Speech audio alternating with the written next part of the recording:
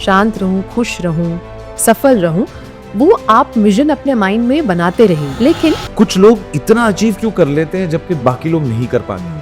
आप मुश्किलों को भागने के लिए लॉ ऑफ अट्रैक्शन नहीं अप्लाई कर रहे हैं। आसमान में देख के कहता था कि एक दिन मैं इस शहर पे राज करूंगा, एक दिन मैं इस इंडस्ट्री का किंग बनूंगा।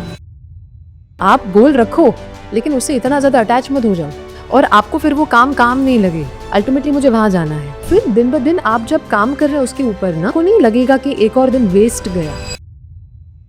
लॉ ऑफ अट्रैक्शन और कर्मा का क्या कोरिलेशन है ना? फॉर एग्जाम्पल, ये बस एक हाइपोथेटिकल सिचुएशन है। एक इंसान ने बहुत बुरा किया, चोरी की या मर्डर किया या कुछ किया, मैं उस एक्सट्रीम में पूछ रहा हूँ। अब वो इंसान सडनली पॉजिटिव सोचने लग जाए कि बोले नहीं मैंने गलत किया, मैंने सही नहीं किया, और वो जेन्युइनली अंदर से वो फील करे कि नहीं मैं कुछ शिफ्ट हुआ है, पछतावा है, कुछ शिफ्ट हुआ है और मेरे को ये अपनी सिचुएशन को चेंज करना है। अब वो इंसान अगर लॉ ऑफ अट्रैक्शन का टेक्निक यूज करके कहे कि नहीं मैं पनिश नहीं होऊंगा, मेरे को इसके कर्म के फल नहीं भुगतने पड़ेंगे, मैं फ्री रहूंगा, कुछ नहीं होगा, पर ये हो नहीं सकता ना, क्योंकि कर्मा भी एक चीज है जो बहुत स्ट्रांगली गवर्न करती है हमारी जिंदगी को। तो लॉ ऑफ अट्रैक्शन अगर कर्मा से भिड़े, वो कैसे हम डिफाइन कर सकते हैं? क्या है, अगर हम समझे हमारे शास्त्र भी क्या कहते हैं कि हर किसी के कुछ पिछले कर्म हैं जो करके वो हैं, जिसको हम बोलते हैं ना हमारी डेस्टिनी, या हमारा कहते हैं ना हमारा प्रारब्ध, जिसको हम वर्ड यूज करते हैं, हम उसके साथ आए हैं इस लाइफ में। लेकिन काफ़ी हद तक आज के आपके एक्शंस जो है ना, आज की आपकी फीलिंग्स जो हैं, वो आपकी डेस्टिनी को भी एक डायरेक्शन दे रहे हैं। अब जैसे कि मेरी डेस्टिनी है कि मेरे साथ ऐसा हो गया कि मेरा घर छूट गया, परिवार छूट गया, हो सकता है मेरी डेस्टिनी पिछले कर्म है। लेकिन आज अगर मैं लॉ ऑफ अट्रैक्शन को समझूं तो मैं उसको एक पॉजिटिव तरीके से अपने लाइफ में अप्लाई करूंगी। जैसे कि कोई भी इंसान अगर प्रकृति का ये नियम समझता है कि मैं अच्छा सोचूंगा, मेरे साथ अच्छा होगा, तो उसकी लाइफ में मुश्किलें भी आएंगी ना, वो उनको नेगेटिवली नहीं लेगा, वो मुश्किल से भागना नहीं चाहेगा। अगर कोई लॉ ऑफ अट्रैक्शन समझता है तो उनके लिए सबसे पहले एक रियलाइजेशन आती है, जो होगा अच्छा होगा, जो हो रहा है वो भी अच्छा है, उसमें भी कहीं ना कहीं मेरी ही भलाई छुपी हुई है। तो सबसे पहले तो ये रियल अंडरस्टैंडिंग है लॉ ऑफ अट्रैक्शन की। आप मुश्किलों को भागने के लिए लॉ ऑफ अट्रैक्शन नहीं अप्लाई कर रहे हैं, लेकिन आप ये सोच रहे हैं कि देखो मुझे क्या चाहिए, अल्टीमेटली मैं शांत रहूं, खुश रहूं, सफल रहूं, वो आप विजन अपने माइंड में बनाते रहिए।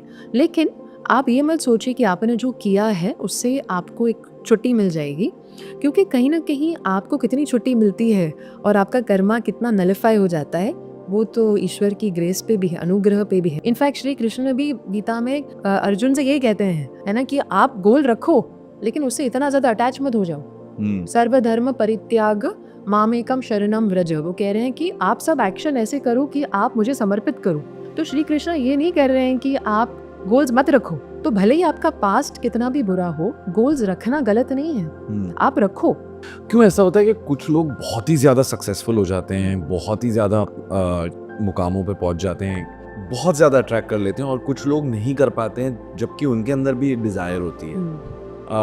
मेरे लिए, अगर मैं लॉ ऑफ अट्रैक्शन जब मैंने सुना, इसके बारे में सुना और इसके बारे में पढ़ा, सबसे पहला नाम जो मेरे दिमाग में आया वो था शाहरुख खान। क्योंकि शाहरुख खान जब मुंबई आया था और कुछ नहीं था, नहीं कोई फिल्म बैकग्राउंड था, कुछ नहीं था, एवरेज लुकिंग एक बंदा, रिजेक्शंस बहुत मिले, बट वो हर रोज मरीन ड्राइव पे जाके हर रोज आसमान में देख के कहता था कि एक दिन मैं इस शहर पे राज करूंगा, एक दिन मैं इस इंडस्ट्री का किंग बनूंगा। And these were his words. उस इंसान ने वो कर दिखाया, एग्जाम्पल सेट कर दिया। तो उसी तौर से मैं पूछना चाहूंगा कि आज के टाइम पे ऐसे कई सेलिब्रिटीज हैं जो आज लॉ ऑफ अट्रैक्शन के बारे में बात कर रहे हैं।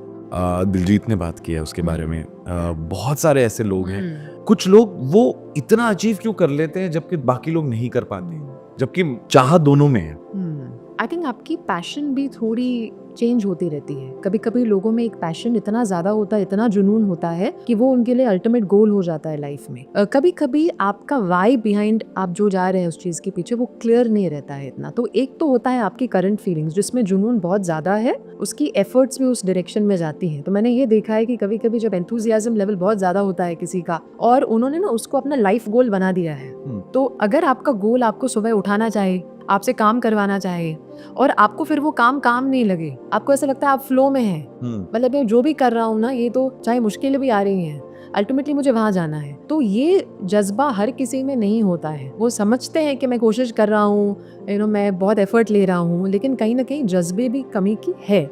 जज्बे की कमी कहीं ना कहीं होती है उनमें, इसीलिए एक रीजन तो ये होता है। दूसरा तो लेट्स नॉट फॉरगेट, आपके ऊपर ना एक बड़ा बादल, एक क्लाउड है कर्मा का। आपके सपोज अक्यूमुलेटेड लाइफ टाइम से अक्यूमुलेटेड कर्मा जो है इतनी सारी है, उसमें से आप छोटा सा चुनकर इस लाइफ में आए हैं, जिसको हम प्रारब्ध भी बोलते हैं, है ना, हमारी डेस्टिनी बोलते हैं। अब आपकी डेस्टिनी तो आपकी लाइफ पे आज हावी है ही, यानी आप जहाँ पे जा रहे हैं, आपको कितना सपोर्ट मिल रहा है, कितने आपके साथ अच्छे अच्छे एक्सपीरियंसेस हो रहे हैं, आपका माहौल कहाँ है, क्या है, वो सब भी आपके कर्मा से आ रहा है। लेकिन आज जो आप जनरेट कर रहे हैं, आपकी आज की फीलिंग अगर वो ज्यादा स्ट्रांग है, यानी आज आपका ना शास्त्र कहते पुरुषार्थ, यानी आज आपकी फीलिंग और वाइब्रेशन अगर बहुत स्ट्रांग है, आपका माइंड बहुत फोकस्ड, जैसे अर्जुन का एक फोकस था, इसीलिए वो इतना अच्छा बन सका, क्योंकि उसका फोकस इतना ज्यादा था कि उसे पता था उसे कहाँ तीर लगानी है, उसका लक्ष्य क्या है। इनफैक्ट जब मैंने अपनी जर्नी चालू की तब है ना, इंटरनेट और यूट्यूब इतना नहीं था जितना अब है।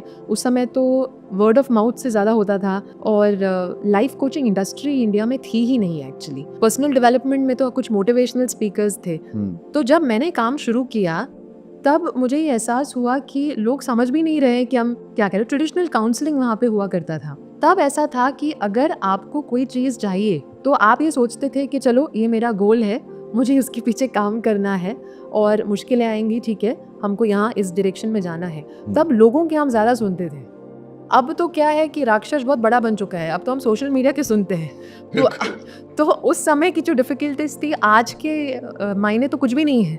कहने का मतलब ये है कि आप अगर किसी चीज़ के पीछे जा रहे हैं ना, आप देखिए कि आपको वो क्यों चाहिए, आप अपनी खुशी ढूंढिए, और फिर दिन ब दिन आप जब काम कर रहे हैं उसके ऊपर ना, आपको नहीं लगेगा कि एक और दिन वेस्ट गया। पर्पस होना जिंदगी में बहुत इंपॉर्टेंट बहुत important. That's what you're trying to say. Clarity, purpose और एक गोल, और एक फिक्स्ड गोल कि मेरे को यहाँ पहुंचना है। जी बिल्कुल। मैं बहुत एफर्ट ले रहा हूँ, लेकिन कहीं ना कहीं जज्बे भी कमी है। अगर आपको ये वीडियो पसंद आया और इस चैनल से आप ज़्यादा से ज़्यादा टिप्स, टूल्स और टेक्निक्स का फ़ायदा उठाना चाहते हैं तो इस चैनल को सब्सक्राइब ज़रूर कीजिए। सब्सक्राइब करेंगे तो आपको लेटेस्ट नोटिफिकेशंस आ जाएंगे हमारे वीडियोज़ के, और फिर हम एक साथ एक दूसरे को इंस्पायर कर पाएंगे।